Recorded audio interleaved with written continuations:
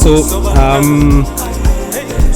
it took us like about 30 seconds to record. Not 30 seconds. Why am I talking about 30 seconds? 30 seconds. It took us a good 30 minutes to record this song. So we're meeting up. He was recording Iche. He was meant to record Iche, and then this is Mtandazo. So we were meant to record Iche. How do you pronounce his name? Mtandazo Gacha. Yeah. Okay. So it's pure Zulu. Yeah, this is Zulu. That's Xhosa, something. He's Nguni. Alright, then. Yeah, so I sent him Iche before. So he hit me up. He's like, I'm working on my project, and I sent him Iche. And he said, yo, the beat is dope, and he recorded. Send me Iche, and I was like, okay, let's go into studio. Now the studio is in Val. Yeah. So when the studio is at Val, so we went into studio. And we're just listening to beats. Obviously, when you get there, we're just listening to a couple of beats. I'm like, okay, there's this beat, there's that beat. There was UR as well. There was the beat UR. All right, yeah. He actually also got the beat UR. He got the beat UR. And he didn't feel the beat. No, he did feel the beat, but he was like, "This one I need to be in studio for it." Oh. And then he got the beat for Iche as well. So he recorded the Iche.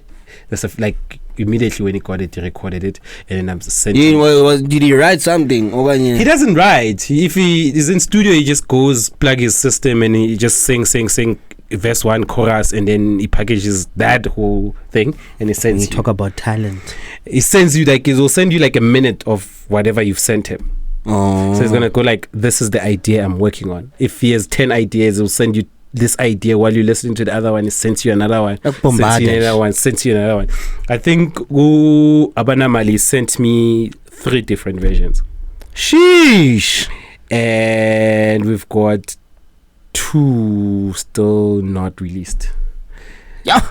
So he sent me hard work. So he sent me, Abana Mali was the first version of whatever he sent. And then he sent me a second one, which I will not say because we might use it later. But yeah, so that's how he works. And then you gotta understand. And then you go into studio with him, and then he gives you what he needs to give you. He also like listens to the tones and frequencies of how he sings, he backups, everything else. He's like it's already mapped in his head. Damn. And then that's how it is. Like, it's probably one of the greatest artist I've been in the studio with. Wow. Yeah, so that's pretty dope. That's dope. Yeah, and then with the story, when we're checking beats, then I played this one, right? And he was like, Guzowamnand, and then he's like, yeah, nah, let's do this one. He's like, before we record anything, let's do this one. Hey, Kwame food. It was so nice. We didn't get to record what we came into studio to record. Wow. I think, that's cool because we recorded late. 2 days later, we recorded something else, and then we finished up a couple of stuff. But with music is that you have like 10,000 songs and you probably release one.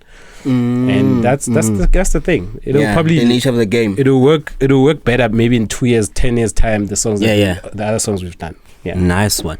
Just like that, manene guys, sifikile sigalelekile. Welcome to the Kitchen Podcast. We've got a familiar face today, DJ Kwame. This guy is everywhere. Man Cave Kitchen Podcast. That's featuring. But anyway, that's cool. How are you, my guy? I'm nice, man. I'm all good. I'm nice, man. Turn my feature. No, features are good, man. Collaborations are the thing right now. You need to collaborate. That's true. That's how a country gets built, Let's all eat. Working together, we can do more. Let's all eat, bruh. Let's all eat. Yeah, no, that's true. So before we get into the music and who you worked with, the EP, because you have an EP that's out right now, I want us to dive into who's Kwame, Upumapi, Yonkeland, yabo? Okay. Yeah. So who is Kwame? DJ Kwame. Kwame is me. Funny guy. Then interviews done. Yimi lo. I grew up in Tembisa. Yeah. What Kaslamakas. So they say it's Kaslamakas. That's true. That's really good. Okay, yeah. But yeah, Menu raised by Umakoko in the Izuguru, so we grew up in a house full of a lot of kids. So we grew up Your with cousins my and all, stuff. yeah. Okay. So yeah, we've all been taking care of Bokoko while our parents are out there hustling. Yeah. So I grew up around them, and then when I came of age, obviously moved with my parents, and then realized all that, like a normal standard childhood, man. Realize that you pick the certain trades you have, your parents kind of had. My dad is an avid collector of music. Okay. Don't jump the gun now. Yeah. So Continue. I'm just saying, those kind of trades which I showed as a kid, where I was deep into music. I liked whatever street culture was going on in the times. I think it was like the R&B hip hop scene. Yeah. I was deep into that as well. So I was never. I was like a sporty kid, but I was never game into what you call it, collective participation. And I was good in group work, but I wasn't good in sports group work. like literally, I'm a great team player, but I'm terrible at playing sports with people. Because I need to account for Lebogang Epolweni. Lebogang is match fitness I co-grand, but because Lebogang is the favorite, then they need to put Lebogang, because now Simlandi Lebogang. What's the whole point? It's about who you know, Chief. Do you get what I'm saying? So because of that theory, I hated sports that needed me to participate with other kids. So then everything that also made me depend on me as a sporting whatever, because music is also a sport. So that I kind of appreciated, because this all lands on me. The success or failure that lands on me. So that's how it is. God. Yeah. So soccer in the streets was not really my thing, but I really played all the way to like Mamelodi Sundowns. When Nana played juniors and all that stuff, but we played till that far. What position? I played a couple of positions. I played in the middle, and I played as a goalkeeper and the defense. Mostly that. Okay. But yeah, I've never really. It wasn't a thing that I really thought it would be a career in sports in that sense, because I stopped really after I realized that no, this is not the thing. And I was doing it for other people. I was doing it because my friends are there, or everybody was there. So that kind of worked out for me, but otherwise no. All right. So how did the name come about? What? DJ Kwame. So Kwame is my name, right? ID name. Kwame Nkrumah is my name. That's Kwame Nkrumah. Yeah, that's one word. That's in my ID. That's Kwame Nkrumah. Yeah. So what language is this? It's Ikwa. It was Ikwe or something. It's a Ghanaian name. Okay, and what does the name mean? Does it means have a meaning? A son born on a Saturday. Okay. Yes. Wow. So that's deep. All right. So what with the guys in is it West Africa, North Africa, West? Ne? So it'd be West. I don't know. What happened is that they named their kids based on the day they were born. So like how in SA would name kids based on what we want for them. Okay, but imagine like SA, yo, gumgqibelo lo. That's the so those kind of like you. I'm pretty sure you've had a couple of names like Kojo. Yeah. So Kojo is somebody who's born on a Friday or Monday. Is it? And then there is if you were a girl born on this very same day, like a Monday, you'd be N.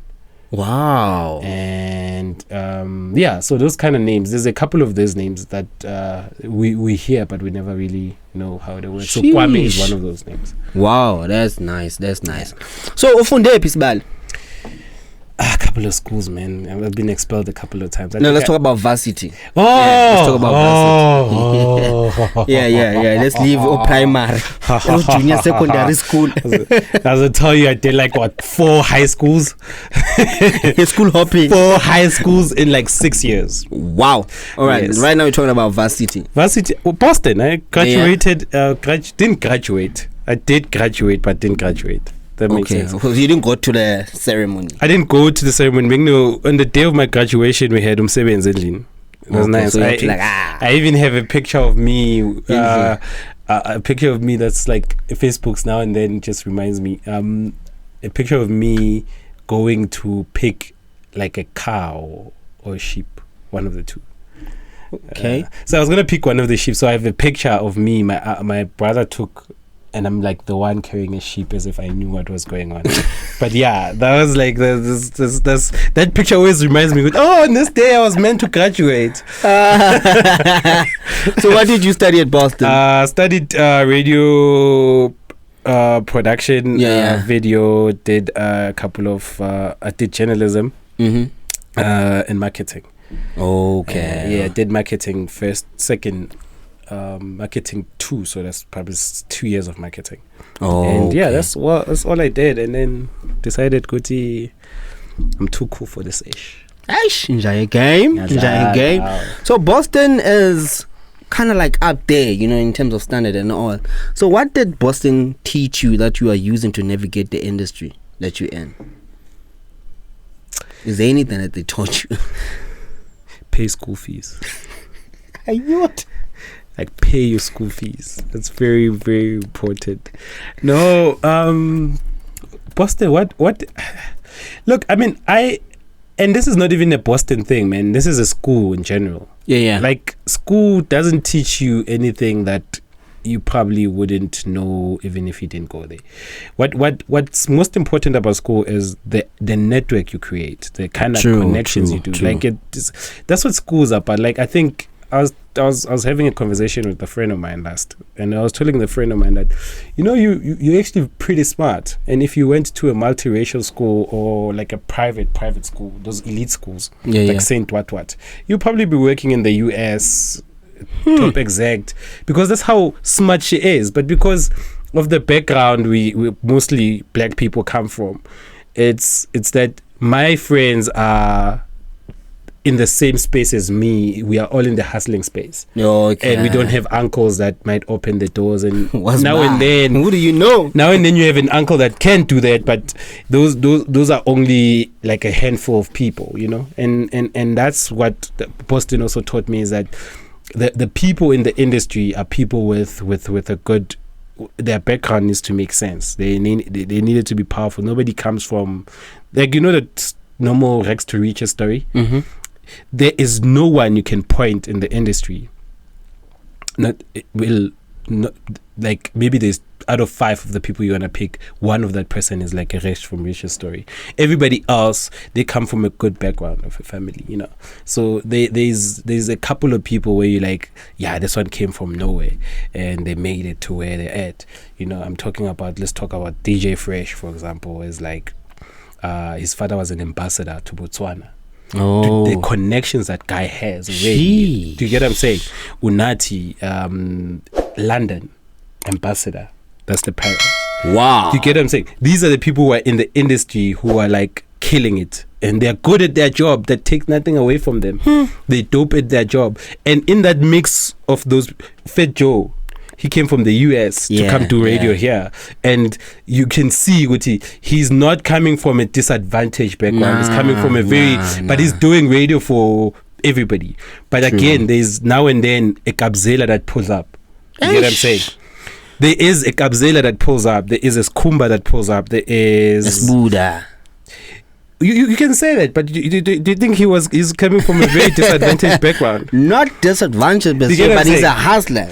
Yeah. No, the thing is that sometimes we can always put those terms like that, and we push people into those things. But like, think about when we talk about hustlers thing. He comes from a family where they own shops, they own businesses now and then, so the hustling mood is there. It's like saying Kanye Mbao, dog. Kanye Mbao doesn't come from poverty. She's never gonna be broke because of whatever reason. She's never gonna be broke. Dog. Never. To buy. You're silly. All right, cool. At the beginning of the show, we spoke about how you made Kuzoba Mnandi, right? Mm-hmm. So I want to know, when you get into more depth about your music, which song was your favorite? Or no, which song was your first song that you made? Good to know. This one, I'm proud of this one, and I'm gonna push it. Release. Yeah. It's a song called, what's the song? And when was it? Was the first song I actually put out. When was it? 2019, 2018. What was the song about? What was the song about? I'm trying to figure out. Did somebody break your heart? Also, the thing about it. Hint. Somebody. No, I actually didn't write the lyrics. This is the first time I did this on the song. I'm also like, I did a beat and I thought the beat was dope, right? Yeah. And I'm like, but it needs somebody to sing, but I don't know who. Okay. And then I met up with a friend of mine who I went to high school with, and he called me up for lunch. And I'm like, okay, cool, great. After work, I'll come through. Let's do lunch. We met up for lunch, and when we're meeting up for lunch, and he says, I've got a couple of friends who can sing. And I told him I have a DJ friend, and I think you guys can do something, right? Now, you must understand, this is early music days for me to produce the stuff. Yeah. I've got a couple of beats I'm doing. I'm not even that dope in mastering songs, but I mean, like, I've got an idea. I've been playing in clubs, so I've got an idea what kind of sound it is. And then I'm like, oh, I've got this beat that I've been cherishing, and I think it needs dope vocals here. And then he says, okay, cool. And he takes the beat. I kid you not, a week was too long. I think about 2 days later, they sent me a sample, and I was like, yes, we've got one. Yeah. We record the song. How do we record the song? Yes, we record the song. We record the song. And after finishing recording the song, now I needed somebody to mix and master this thing, because I don't know how to mix and master this thing. Okay, yeah. So it's early days, and I'm like, okay, cool. I recorded this beat. It's nice, great, lovely. And then a friend of mine who used to be a lecturer at this school I went for, like, entry-level music theory thing. So what happened, it's like, maybe we'll talk about it later, but what happened is that I got money from Kaya, from Kai of the Year. All right. I took that money entirely, and then I paid like a music school for me to go learn music, like pure music. That's nothing smart one. Nothing that does the thing. So I paid the fee, and then I made a couple of lectures. I made a couple of friends. And then that guy just told me there's a guy who masters music, and he sent me to that person, and that person charged me, and I'm in a leg at the time. I saved, dog. So I had this song. And I saved for like 2 months. Before I paid him. And then I paid him. He mixes the song, and it comes out. I'm like, it's great, but it still misses something. And then I need the piano. And then I still don't know how to play a piano. This is why I'm learning how to play a piano now. Because I was like, it needs chords, man. It needs chords, because now these guys have added the soul in it. It needs chords and all that other stuff. So, and then I went, I met up with a friend of mine from, I think, from Nigeria, who's based in South Africa as a jazz artist, Kunle Ayo. And then he said, I played him the song, and he says, oh, dope. And he says, I don't play the piano. And I'm like, but Kunle, you're a jazz artist. Kanjani, bro. And he says, I'm not even gonna charge you for this thing. I'm gonna just play the piano for you, and then you're gonna figure out how it works out. How you fit it in there. And then I make it. And then he played it. And he played the entire song, start from finish. And I was like, okay, I'll take this portion, I'll take that portion, put it together. And that's the piano on the song. If you ask me about the piano, don't ask me questions. But that piano was done like that. It wasn't done. And then I took it back to the guy to mix. He mixed the song for me. Are you still paying now, or? No. I've paid, and he likes the stuff anyway. So that's how it is. And then I dropped the song as let me check how the industry works. And I dropped the song. I get gigs, and I'm in the song is playing and all the other stuff. Then I realized, wait, are you getting paid for these gigs, or just exposure? No, I'm getting paid. paid. I mean, I was doing gigs before, but now I wasn't doing gigs like this. Okay. Where I go to a gig and people want to hear music. And I'm playing my song, and then people are taking pictures.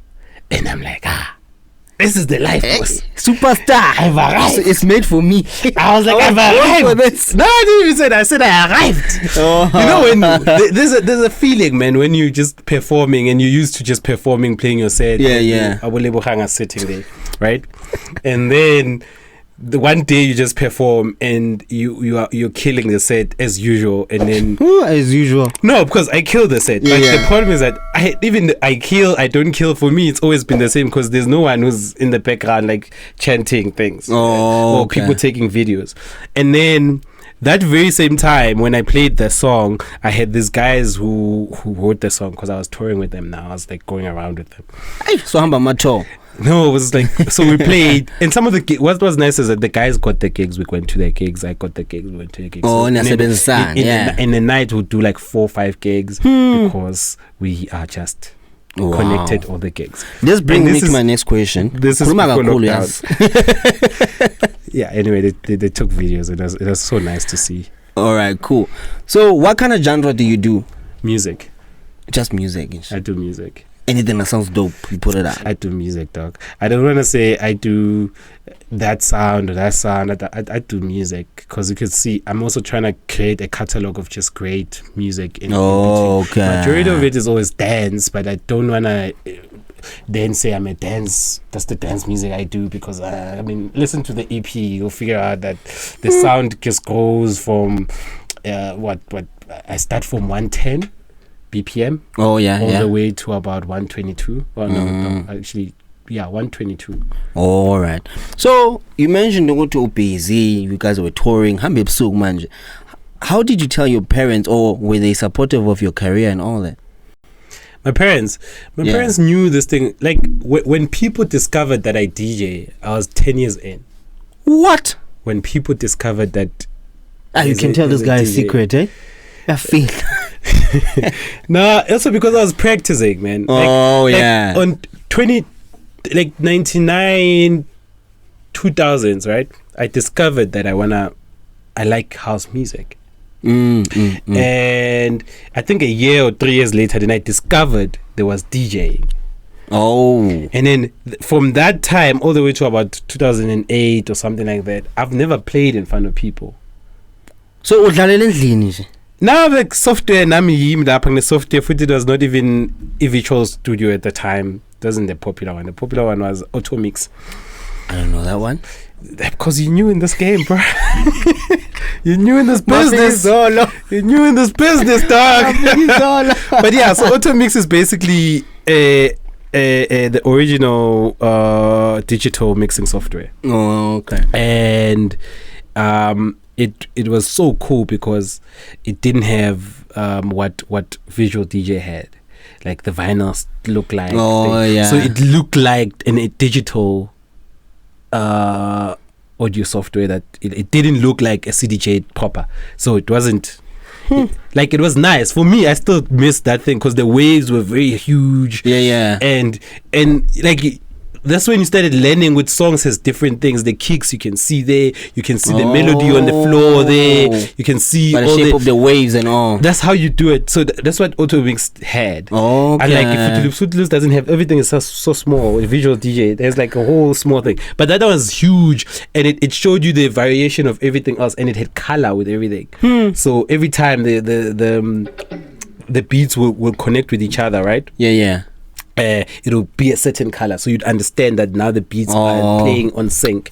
And nice. It had blue and yellow, I think, and then I forgot what color it came when they were together, but it was dope. I liked that. And there were not a lot to do with it, and I think that's why it died out also, because it wasn't as user friendly as it was. But that, and then a friend of mine, my neighbor, started bought his father or something, left turntables for him. And then they owned a tavern back in the day, and when he went through their crate, he found a couple of classics.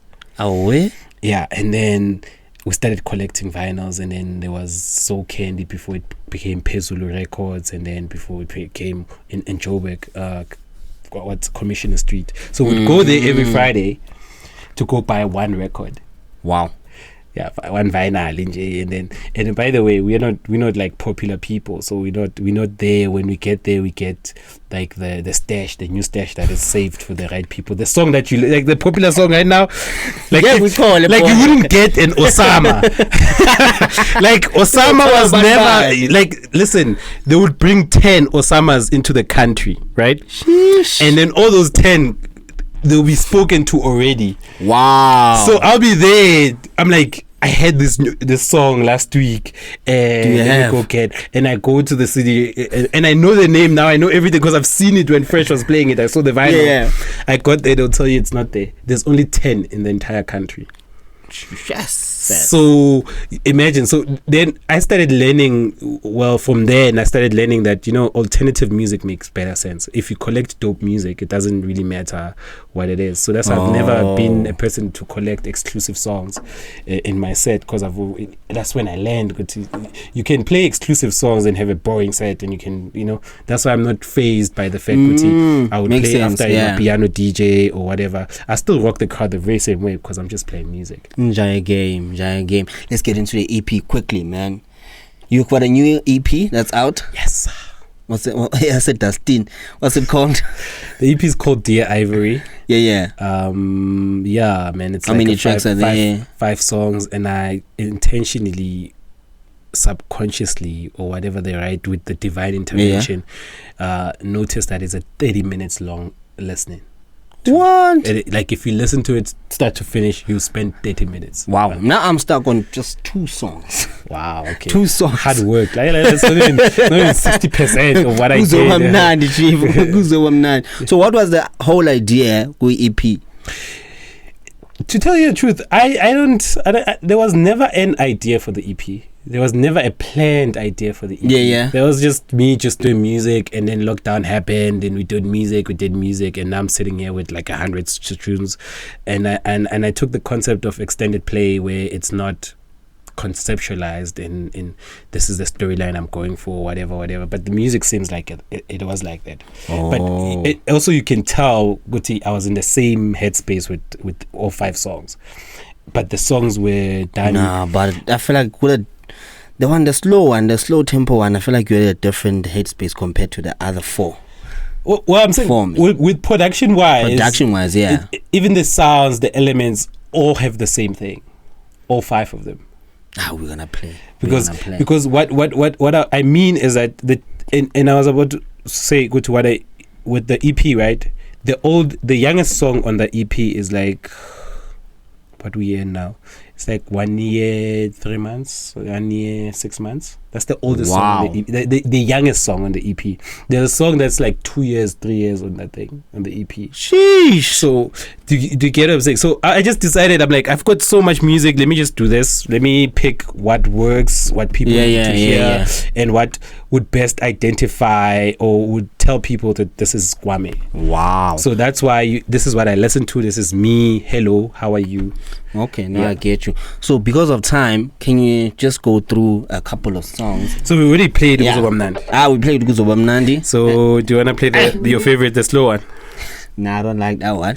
Okay, tell me which one you like. I think I have an idea what you like, but anyway. So this Eat your boy.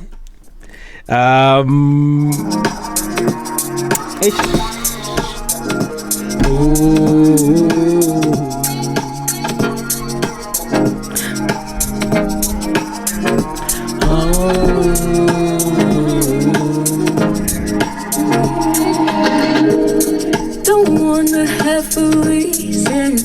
Hey. See that you're my meaning.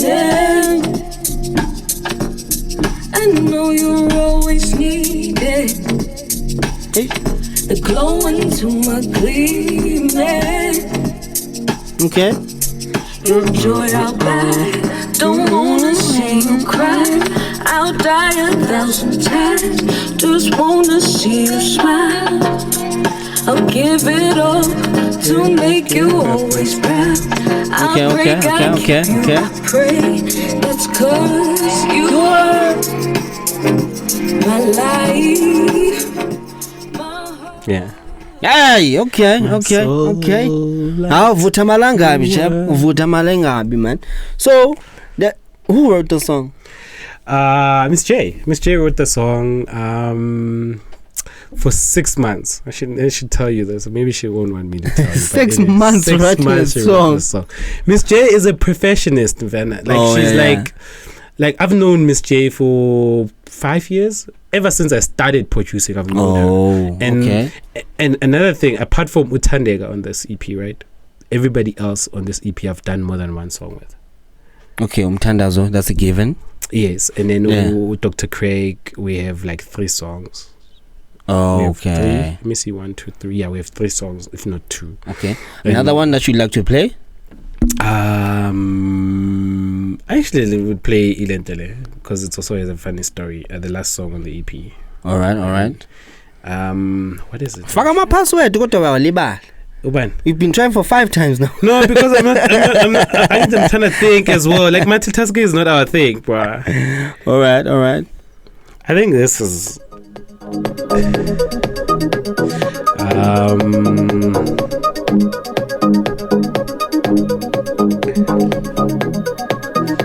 An accident.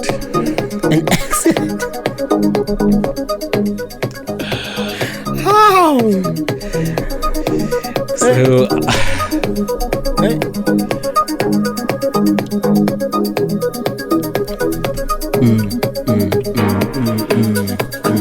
I saw him across the dance floor. He looks back in the shore. Then I'll be begging him to stay. I saw him across the dance floor. He looked like such a bad boy. The bad is just time. Here's my name and my number. Call me later. Call me later. Yeah. Aye man. That's a dope one. Yeah.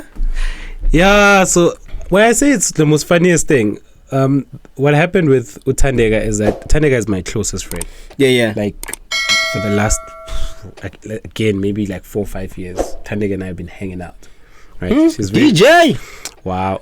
She's she's one of my closest friends. I'm in the circle with her. We do a lot of picnics and we do a lot of shows. I mean, we like Thandeka comes to my show religiously. She used to host an event with a couple of other friends, and I used to go to their shows. But yeah, we hang out. Like it's not. And why I say it's funny is that I never knew she could sing. So no, it's such a weird story with her. It's like she said one day, when Abana Mali came out, right? We were talking, and she's like, "When are you recording?" She recorded. She's like, "So when are we doing a song?" And I'm like, everybody keeps saying that now since I have a song out. Wow. Anyway, nah, you can't sing. Yeah, one of our friends says, "What? You have not heard her." And obviously, when we go out and we hang out, they sing. Like there's a time where they sing, and they sing like a Beyonce song or they sing something, and I'm like, it's drunk singing, it's singing. And then she keeps on saying like this thing, like every time she keeps on saying it. And then we were hanging out in my house one day, like I think we're just hanging out, the whole crew, we're just hanging out, and then she says, "When are we doing a song?" And I'm like, man, you can't sing when I hey, you don't know me. And then she says to me, she says this, "I was part of the UJ choir that went into the UK to perform, and they came back with the winning prize. And I wasn't singing backup. I was part of the people who had leads in this thing." And I'm like, hold on. Don't lie to me. She's your friend and you didn't know all this? Yeah, because I'm like friends with her like later after high school. We're friends when you started working. Yeah. So I'm part of the circle that kind of were friends before, way back with thing. Yeah. And because I also went to a multiracial school when people were in the hood, in schools in the hood. I went to a multiracial school, so the relationship wasn't as tight. So I know a couple of people in the circle because we're friends after Scala, maybe during soccer days and something like that. But some, like, and then they happen to be going to school together. They went to varsity together. Okay. So that's how I think. I didn't know about it. And I'm like, "Are you serious?" And she says, "Yes." And then I was like, I'm going to try you out. No pun intended. That day we did a beat. I did the beat, sent her the beat that evening.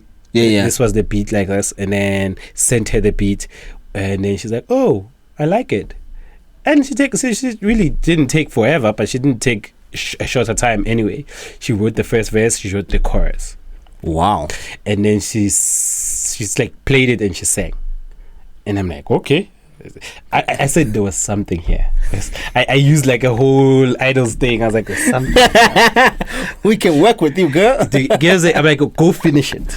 Yeah. And then now. And then she's like, and then she's like, I'm ready. When you're ready to record, we'll go record this thing. I'm not finishing nothing.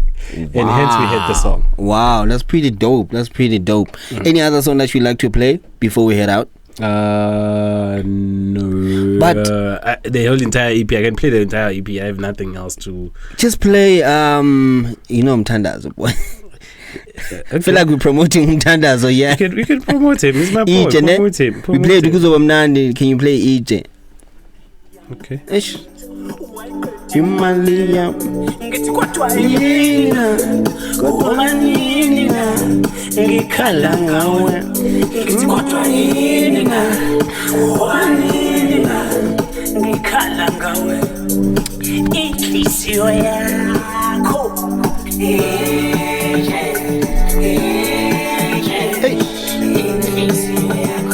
ile khona inhliziyo yakho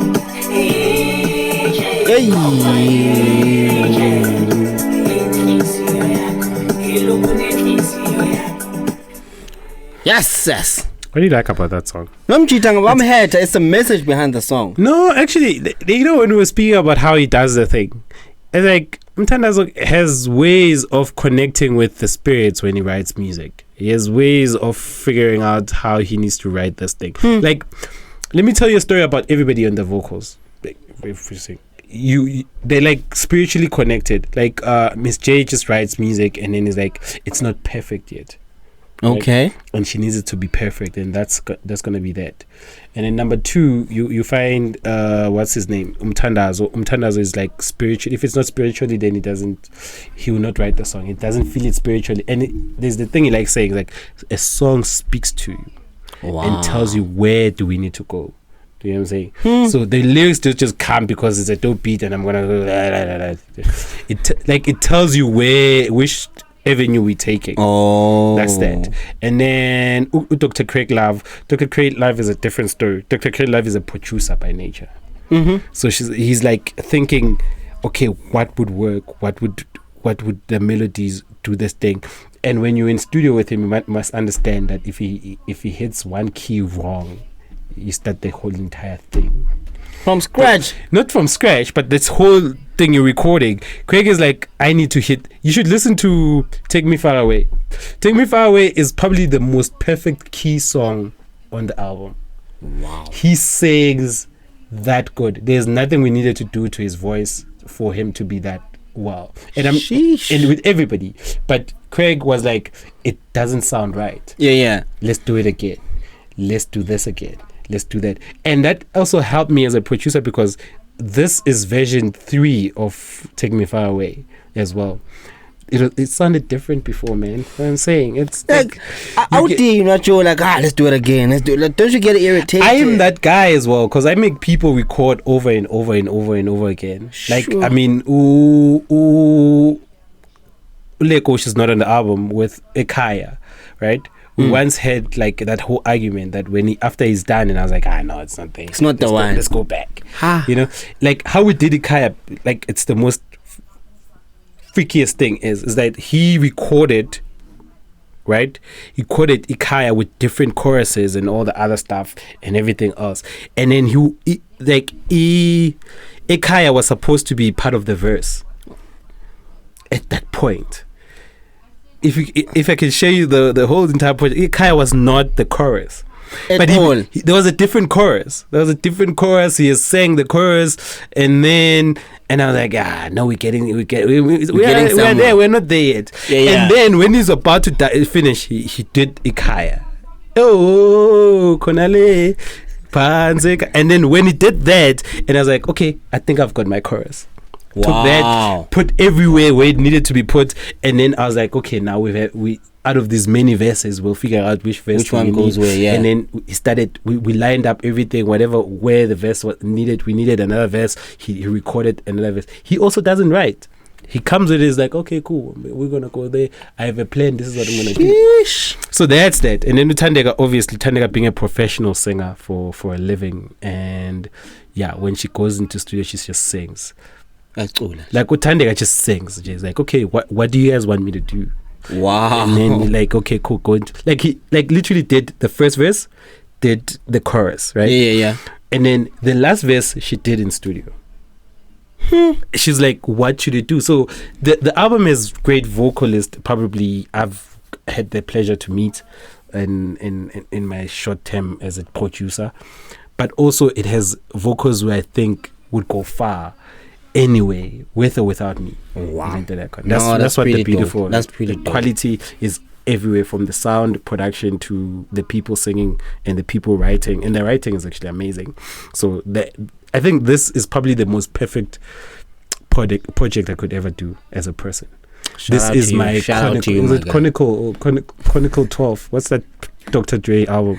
This is the one. Oh, Chronicles. Yes, this is. Okay. No, that's good.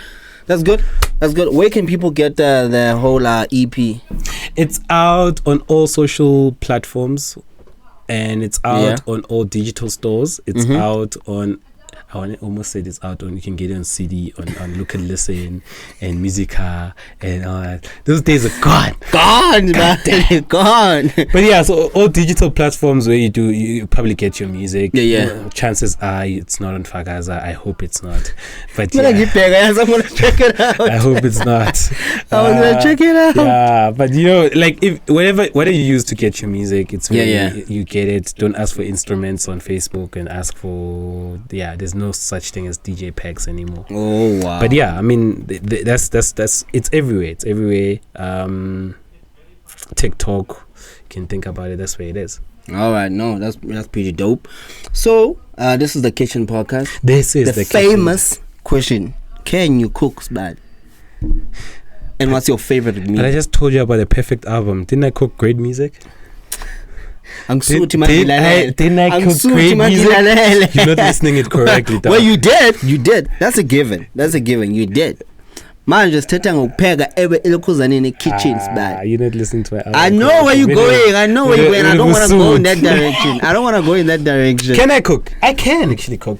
Okay. I'm pretty much. I'm not Johnny the chef, but I mean, I'm pretty much. I know my way around. I can do a couple of things. Okay. I cook very well, obviously, with the recipe books. Yeah. I know how to follow that, but I do cook. I do cook. And I mean, at home, it's just two boys. Who do you think my mother was making cook when she decided to today get strike? Yeah, strike. Yeah, no, again, I can cook. I cook very well. So your favorite meal is? My favorite meal, pizza. Hey! Can you believe this guy? Hey! Dude, I like pizza and I know.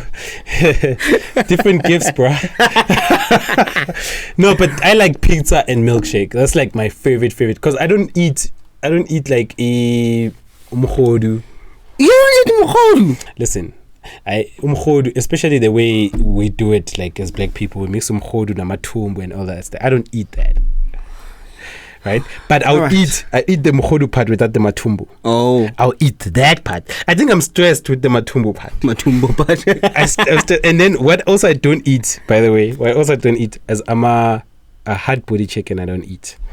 Okay. I'm out one. Yes, I'm out one. Yeah, I don't eat. I'm out one. Yes, I'm out Joe. I guess, but don't blame me. I'll pass your message to my parents. Don't blame me. Wow, nice one, buddy. So now, what advice would you give to anybody that wants to get into production, into music, in J? Do it. Wholeheartedly, even. Look, like there's nothing that surpasses like 1,000 hours in anything. I mean, if you want to ride a bike, fall a couple of times, and learn to not fall. You find your own way to do it. I mean, there's a person with like there's two torsos that plays a piano. Who are you not to try to do the thing? And I mean, technology has helped us to do all these kind of things. Yeah. FL Studio has a thing. You don't even need to know chords. You just need to know that you need to skip one. That's the rule. You need to skip one to play the piano. So if you play C, You don't play D, you play E. Oh. And then you program on your FL Studio that I need this to be playing in chords, and you just do that whole setting, and then you just press C, you press E, and then it'll play you the normal chords that you need to be playing. Wow. So you don't need to do. You just need to go on YouTube and listen to that thing. So you don't need to go to school for this thing. The school of how to.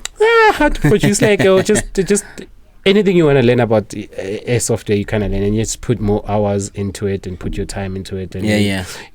Obviously, music is, like I say this, there's no such thing as bad music. It's just that people tend to be hard on themselves. Music is just, I like this, I like that, put it out. You are hard on me. You're like, yo, listen to my beat. This is whack. But anyway, you know what? Did I say your beat is whack? No, it's not my weak with swag. I apologize, but it was really bad. You hurt me, Joe. You hurt my feelings. It was not my cup of tea. I am sorry. Your keys were off. It's not my fault that you didn't know that you actually have to jump one to play keys. You decided to play A, B, C, D, and I'm like, what the fuck? It's not my fault that you do not know that the best way to play chords is actually to jump one. Now you learned something. Cut. I taught you something. I taught this nigga something. He's been doing podcasts with people who are doing music, people who are producing. They don't give him advice. They don't tell him nothing. I just told him something new that he does, that he needs to learn. Jesus Christ. No, thank you very much, my guy. This has been the Kitchen Podcast. Thank you for coming through, and thank you for the good music. And we'll love to see the numbers, man. How's it doing? But Darlene, why do you want to see what the big end is? Ting music. Wow. Anyways, we're out, man. Stay loyal to the hustle. Thank you.